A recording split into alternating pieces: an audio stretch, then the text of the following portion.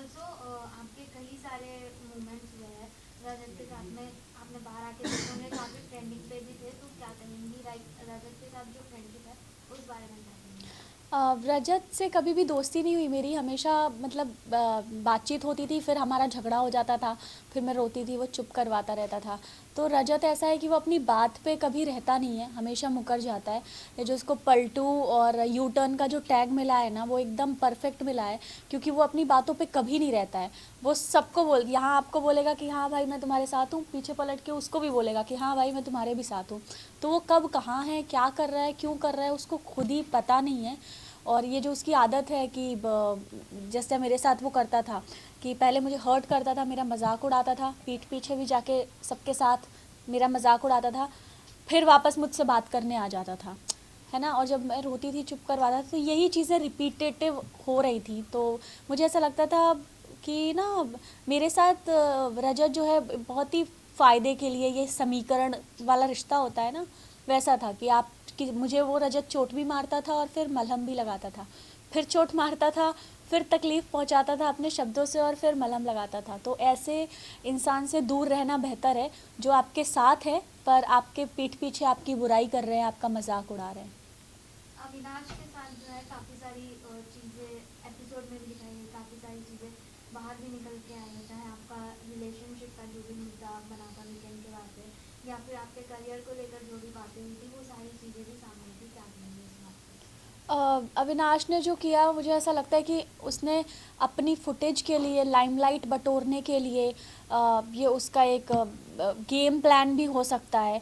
उसके लिए उसने मेरी इज़्ज़त के बारे में नहीं सोचा और बेबुनियाद झूठे इल्ज़ाम उसने लगाए, जो एकदम मतलब बेसलेस थे। उसने एक भी बार ये नहीं सोचा कि क्या अगर मेरी जगह अविनाश की बहन होती, तो जो बातें अविनाश ने मेरे लिए बोली हैं, तो क्या वो तब अपनी बहन को भी वही सब बोलता। तो ये बहुत ही हर्टफुल था मेरे लिए जो कुछ भी हुआ। और शायद उसी वजह से जो बातें अविनाश ने बोली, मेरी मम्मी आई, मम्मी को भी बहुत हर्ट हुआ उन बातों को लेके। तो मम्मी का भी वो रिएक्शन था, क्योंकि एक माँ अपनी बेटी के लिए तो हमेशा खड़ी रहती है। जहाँ पीठ पीछे बोलने की बात है तो करण ने भी आपके पीछे बहुत कुछ बोला है कि आपके आंसू मगरमच्छ पे है, फिर आप एक्टिंग करके इतनी दूर पहुंचे, उस पर आपको क्या कहना है? करण ने अगर ये बोला है कि मैं एक्टिंग करके यहाँ तक पहुँची हूँ, तो मुझे तो 3.5 महीने मैं एक्टिंग कर रही हूँ बिग बॉस के घर में, तो मुझे तो बेस्ट एक्ट्रेस का अवार्ड मिलना चाहिए ना। है कि नहीं, कितनी अच्छी एक्टिंग कर रही हूँ मैं कि 3.5 महीने से मैं एक्टिंग ही कर रही हूँ। और करण ने जो बात बोली है मेरे पीठ पीछे, वो जब मैं घर के अंदर थी तब मुझे पता ही नहीं था कि करण क्या बोल रहे हैं।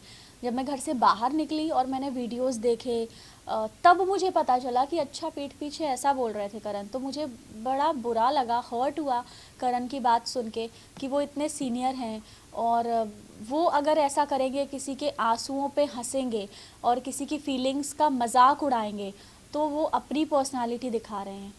तो ये तो मैं करण का ये रिएक्शन देख के तो मैं शॉक्ड हो गई कि ये करण ये क्या कर रहा है, ये क्यों कह रहा है ऐसा। जहाँ जब आप घर के अंदर गए तब आपकी और विवियन की फाइट देखी गई, कहीं ना कहीं विवियन काफी ज्यादा पॉपुलर थे, ये वजह थी विवियन से फाइट करने की, ऐसा ऑडियंस का कहना है, आपका क्या टेक है इस पे? विवियन से मेरी फ़ाइट होती थी, वो इसीलिए स्टार्टिंग में, क्योंकि विवियन जो हैं वो बहुत सीनियर आर्टिस्ट हैं और इसीलिए लोग उनसे सवाल जवाब नहीं करते थे, सब लच के दब के झुक के रहते थे विवियन के सामने। इकलौती मैं ही थी जो मैं कहती थी कि आप बदतमीज़ हो, आपके बात करने का तरीका सही नहीं है, आप बहुत घमंडी हो और बहुत एटीट्यूड है आपके अंदर। क्योंकि विवियन जिस तरह से बात करते हैं ना, ये सुन और ऑर्डर चलाना, वो सब चीज़ें मुझे नहीं अच्छी लगी। तो इकलौती मैं ही थी उन सभी लोगों में से जिसने आवाज़ उठाई और बोला कि आपके अंदर अब बहुत अकड़ है और आप इस तरह से बात मत करो। लेकिन उसके बाद 4 हफ्ते बाद मैंने काफ़ी सारे चेंजेस भी विवियन के अंदर देखे, जिसमें उनके बात करने के तरीके में काफ़ी सुधार आया। उनका वे ऑफ टॉकिंग बहुत बदल गया टुवर्ड्स मी। और भी लड़कियों के साथ, जैसे श्रुतिका को भी यही शिकायत थी, शहज़ादा को भी यही शिकायत थी कि विवियन का बात करने का तरीका बहुत ही गलत है, मतलब लहजा बहुत ख़राब है, तमीज़ नहीं है बात करने की, ऑर्डर बात करते हैं तो ऐसा लगता है कि ऑर्डर सुना रहे हैं, है ना। तो बदलाव देखे मैंने विवियन के अंदर। एंड विवियन की वाइफ के जाने के बाद तो मैंने विवियन में बहुत सारे चेंजेस देखे। नूरान जी और मैं, हम तो बहुत अच्छे दोस्त हैं, और नूरान जो बोलकर गई विवियन को मेरे लिए, तो विवियन का नज़रिया बदला टुवर्ड्स मी, और उनकी वाइफ के जाने के बाद वो बहुत अच्छे से मुझसे बात करने लगे, मेरे साथ हंसी मजाक करते थे। एक टास्क था जिसमें वो कोट भी पहना रहे थे मुझे, शायद आपने देखा होगा। एंड तो बहुत बदलाव मुझे विवियन के अंदर देखने मिले मेरे प्रति उनकी वाइफ के जाने के बाद। तो मुझे ये सोच के अच्छा लगा कि अगर उनकी वाइफ ने उन्हें कुछ समझाया है या बोला है कि चाहत के साथ आप इस तरह से बर्ताव मत करो, तो वो चीज़ विवियन ने समझी और उसको अप्लाई किया, तो ये बहुत अच्छी बात है। और बदलाव तो रजत के अंदर भी देखने को मिले। जब स्टार्टिंग में आपने उनका हाथ टच किया था तो उन्होंने मना कर दिया था, फिर बाद में आप लोग कपल डांस करते हुए नजर आए। इस वो बदलाव काफी को क्या वायरल कहना हुआ चाहेंगे? आपका। हाँ, वो एक वैसलीन का प्रमोशन था मेरा और रजत का, तो वो बिग बॉस की तरफ से हमें दिया गया था, तो इसीलिए हम दोनों, और मैंने ही सिखाया था उसको डांस, और हम जीते भी थे। तो वो हो जाता है एक कंफर्ट, आप एक ही घर में रह रहे हो साथ में, तो वो कंफर्ट जोन आ जाता है थोड़ा। तो रजत के नेचर में भी काफ़ी चेंजेस थे। पहले वो बहुत ज़्यादा गुस्सा करता था, छोटी छोटी बातों पे भड़क जाता था, फिर वो थोड़ा काम हुआ, उसने रिएक्ट करना थोड़ा कम किया।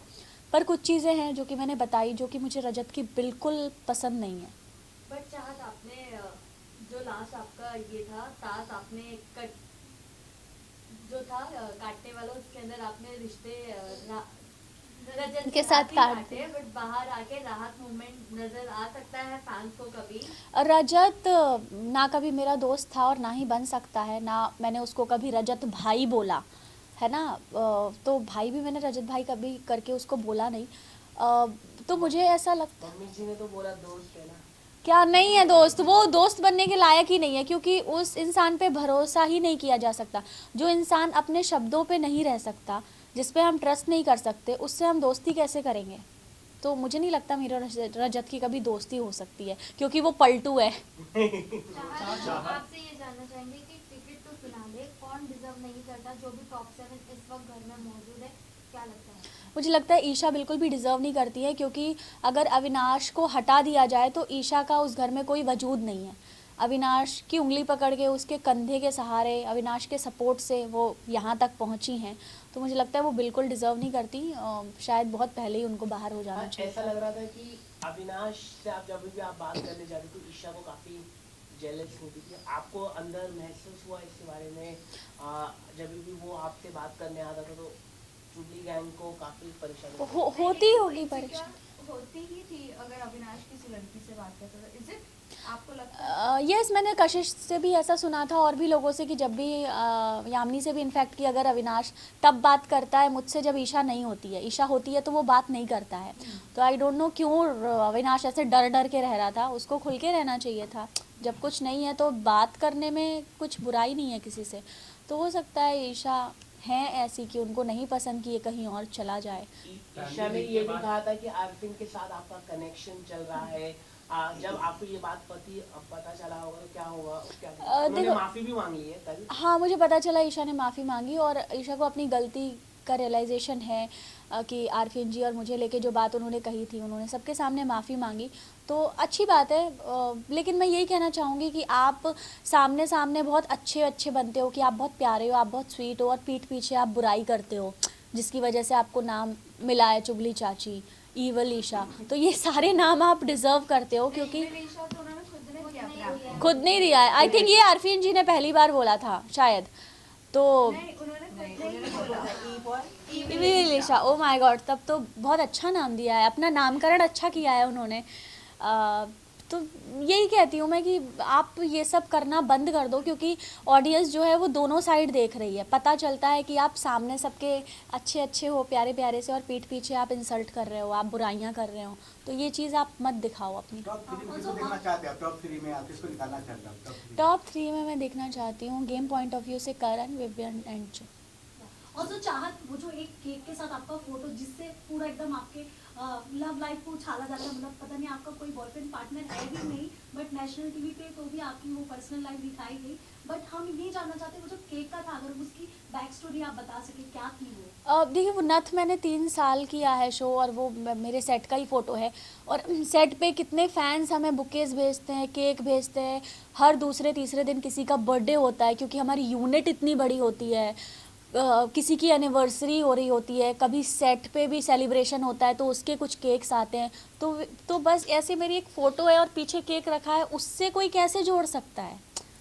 तो वो केक की यही कहानी है कि वो सेट पे ही किसी का आया था केक। अब Gujarati boyfriend, I don't know कौन है भाई। गुजराती है जिसको आप हीरो कहते हैं, जिससे हीरो। वो तो सलमान सर ने सेकंड डे नाम लिया मानस का। मानस नहीं है, दूसरा कोई। क्या नहीं, पर सलमान सर ने सेकंड डे मानस का नाम लिया। और मानस ने फिर मुझे बाहर आके पता चला कि एक्चुअली मानस ने मीडिया के सामने आके क्लियर किया कि ऐसा कुछ नहीं है। और मुझे तो बेचारे मानस पे दया आ रही है कि मेरी वजह से बेमतलब उस बेचारे का नाम भी जुड़ गया। पर मानस जैसा दोस्त भगवान सबको दे कि उसने मेरे लिए आके एक क्लैरिटी रखी। इतने गट्स हैं उसमें कि आके उसने क्लियर किया कि नहीं भाई ऐसा नहीं है। उनको अपने लिए प्रॉब्लम नहीं कि उनको ये था कि एक लड़की की इज्जत खराब। हाँ, तो वही मैं कह रही हूँ कि ही इज़ जेंटलमैन। एंड मानस के साथ मैंने काम किया है और वो इतना अच्छा है, तभी तो मैं कह रही हूँ। मैं अंदर थी, मुझे पता भी नहीं कि बाहर चल क्या रहा है, पर मानस ने कितने अच्छे से क्लैरिटी के साथ सारी चीज़ें क्लियर की। ये बहुत बड़ी बात है ना। So I respect him a lot. And मतलब ही इज़ जेंटलमैन। मतलब ऐसा दोस्त हो तो मानस जैसा। ऐसी खबरें आई थी कि आपने होस्ट किया था पार्टी। क्या बाहर आने के बाद बाहर आने के बाद का पता नहीं। हाँ, मैंने उसको ऑब्वियसली थैंक यू बोला कि थैंक यू सो मच यार, तुमने मेरा इतना सपोर्ट किया। और कोई को एक्टर हो तो मानस जैसा। तो मैं तो अगर मुझे कोई को एक्टर चाहिए, मैं किसी के साथ काम करना चाहती हूँ तो मानस के साथ काम करना पसंद करूँगी, क्योंकि वो इतने अच्छे इंसान हैं जो सबके बारे में सोचते हैं। और जब वो सेट पे भी थे तब भी सबका ध्यान रखना, चाहे वो स्पॉट दादा हो चाहे वो कोई भी हो, तो वो जो उसका नेचर है वो सबके लिए। आपने होस्ट किया था पार्टी, और जहाँ बिग बॉस से पहले, घर जाने से पहले आपने होस्ट किया था पार्टी। उस पर पता चला है कि आपने अपनी मम्मी जी को बताया था कि मैं इससे प्यार करती हूँ, गुजराती बॉय से। ऐसा मतलब ऐसी खबरें आई है। रूमर्स मतलब ऐसी खबरें आई है। आपने इंट्रोड्यूस नो पार्टी में इंट्रोड्यूस किया है आपने। कोई इवन अविनाश ने भी टेलीविजन में कहा है कि चाहत ने भी बात करवाई है और उन्होंने फोन पे बात की है। ऐसा कुछ नहीं है अविनाश। मैंने कहा कि ये सब अविनाश ने जो बातें बोली है ये उसने अपनी फुटेज, अपने लाइमलाइट के लिए, गेम पॉइंट ऑफ व्यू से कि उस सबका ध्यान उसके ऊपर आ जाए, तो एक नई कंट्रोवर्सी कैसे क्रिएट। तो आप अपनी फुटेज और लाइमलाइट के लिए अविनाश ने मुझ पे ऐसे बेबुनियाद झूठे इल्ज़ाम लगाए। अगर ऐसा कुछ होता तो आप लोगों को तो पता चल ही जाता ना भाई। अविनाश के साथ भी आपके लिंकअप के रूमर्स आए थे, अविनाश के साथ भी लिंकअप के रूमर्स आए थे, इस पे क्या कहना है? आपने रिजेक्ट कर दिया। आपने रिजेक्ट किया। अविनाश प्यार करता था आपसे और आपने रिजेक्ट कर दिया। गरिमा ने भी इंटरव्यू में कहा है कि अंगूर नहीं मिले तो अंगूर खट्टे, तो इसका मतलब हम क्या समझे? हाँ, हो सकता है कि वन साइडेड लव हो अविनाश का मेरे लिए, पर मैंने कभी भाव नहीं दिया। वही हो सकता है, आई डोंट नो। पर जहाँ तक हमने अविनाश और मैंने काम किया है, हम कभी दोस्त नहीं थे, क्योंकि हमारी वो वाइब मैच नहीं हुई। हम प्रोफेशनली काम करते थे, hello hi bye bye that's it. और ये सब जब अविनाश ने किया, मेरे बारे में जो बातें बोली हैं कि ऐसा है वैसा है, ये है वो है तुम्हारा, मेरे लिए बहुत शॉकिंग था। क्योंकि मैं ऐसे अविनाश को नहीं जानती हूँ जो मतलब अपने लिए किसी लड़की की इज्जत को इतना गिरा देगा, अपने फुटेज के लिए कि नया तरीका ढूंढेगा नए मुद्दे बनाने के लिए, ऐसे बेबुनियाद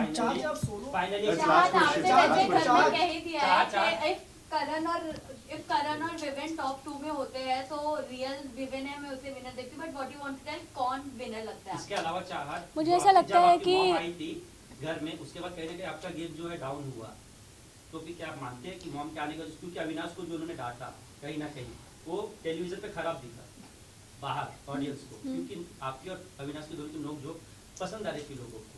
तो इसमें क्या टेक आपका? उसके बाद सलमान सर ने भी आपको डाटा कहीं ना कहीं उस मुद्दे को लेकर के, मतलब 21 लाख का मुद्दा है, उसका ना कहीं ना कहीं पूरी डाउन हो गई। नहीं, मुझे ऐसा नहीं लगता मेरी माँ के आने के बाद मेरा गेम खराब हुआ है। मुझे ऐसा बिल्कुल नहीं लगता, क्योंकि माँ मेरे लिए मतलब एक माँ के ऊपर क्या बीते कि जब उसकी बेटी को इस तरह से नेशनल टेलीविज़न पे ऐसे झूठे और बेबुनियाद इल्ज़ाम लगाए जाएंगे। तो मेरी क्या, आई थिंक आप में से किसी की भी माँ होती तो वो अपनी बेटी के लिए यही करती जो मेरी माँ ने किया। और मैं, अविनाश की जगह पे अगर आपका भाई होता तो यही सेम फीलिंग होती है? अगर मेरा भाई होता तो जो इल्ज़ाम अविनाश ने मेरे ऊपर लगाए झूठे बेबुनियाद फॉर फुटेज, वो मेरा भाई ऐसा कभी करता ही नहीं। उन्होंने प्रोड्यूसर का भी नाम लिया अविनाश ने, मतलब बहुत सारी बातें क्या अगर आप देखें तो प्रोड्यूसर को भी मालूम है ऐसा। तो अब वो तो कुछ भी बोलेगा, अब हर थोड़ी उसकी बात का यकीन अविनाश की करेगी। भी गर्लफ्रेंड बाहर है और अंदर रोमांस चल रहा है ईशा के मुझे साथ। नहीं पता अविनाश की कौन सी गर्लफ्रेंड बाहर और है। ईशा जी का भी बाहर है बॉयफ्रेंड और वहाँ पे लिंकअप चालू है, ये कैसे देख रहे हैं आप? मुझे नहीं पता अविनाश की गर्लफ्रेंड बाहर है और ईशा का बॉयफ्रेंड बाहर है। शालीन- मुझे हाँ ऐसी खबरें आई थी पर शालीन नाम का मालूम नहीं कौन है। हाँ खबरें आई थी पर मुझे कुछ पता नहीं। खेल के यहाँ तक पहुँचे हो बिना कोई रिश्ता बनाए, अगर आप रिश्ता बनाते कोई गहरा किसी के साथ करण या विवियन, किसके आप बनाते रिश्ता? अरे मुझे ऐसा लगता है रिश्ते बनाए नहीं जाते, रिश्ते अपने आप बन जाते हैं। और मैंने गेम के लिए या सपोर्ट के लिए, अपने फ़ायदे के लिए कभी रिश्ते नहीं बनाए। दिग्विजय और आरफीन जी से मेरा एक कनेक्शन था, बॉन्ड था जो कि बहुत अच्छा था। उनके अलावा किसी से वो वाइब नहीं मैच हो पाई। पर समीकरण के लिए रिश्ते बनाना, फ़ायदे के लिए रिश्ते बनाने से बेटर है कि आप रिश्ता ना बनाओ, कॉर्डियल रहो सबके साथ। एटलीस्ट मैं रियल थी। और ग्रुप में भी मैं नहीं खेली क्योंकि दोनों ग्रुप थे, क्योंकि हर ग्रुप में एक लीडर होता है और मैं नहीं चाहती मैं किसी ग्रुप का हिस्सा रहूं और उस ग्रुप में एक लीडर हो, क्योंकि भीड़ में गीदड़ आते हैं, शेर अकेला ही आता है। आपने ये भी कहा था कि अविनाश की वजह से ईशा पहुंची यहाँ तक, ईशा यहाँ तक पहुंची, तो चुम भी करण की वजह से पहुंची यहाँ तक। चाहत एक आखिरी सवाल, क्या लगता है आपको? विनर एज पर यू तो बता दीजिए। विनर मैं चाहती हूँ चुम जीते, क्योंकि गर्ल पावर, नारी शक्ति आगे जाए और नारी शक्ति ट्रॉफी उठा के घर ले जाए, तो मैं चाहती हूँ चुम। फैन बेस में चुनका नहीं है। हाँ, तो अगर उसके अलावा तो मुझे लगता है कि अगर कोई रियल रहा है, और करण की कुछ बातों से मुझे हर्ट भी हुई है, कुछ चीज़ें मुझे नहीं अच्छी लगती तो लगी करण की, तो मैं चाहती हूँ कि फिर विवियन जीते। Thank you. Thank you so much guys, thank एक यू। विजुअल्स करवा दो प्लीज रील्स के लिए। इसमें छोड़ दो वायर छोड़ दो सब कैमरा से।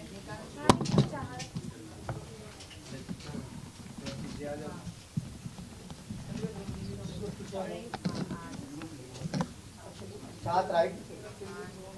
अगर फिनाले में परफॉर्मेंस करने का मौका मिला तो किस सॉन्ग पे करोगे? पता नहीं, ये तो वो लोग डिसाइड करेंगे। सॉन्ग अगर आपको चूज करने का मिला वो थोड़ा आप सोच के बताऊंगी फिर आपको। साथ कल ईशा ने माफी मांगी आपसे और हो गया। कौन? यश विजुअल से चाह दे दो। पूछने का मौका नहीं मिला, क्या करूं? Done guys, thank you. चल thank you, bye bye bye bye.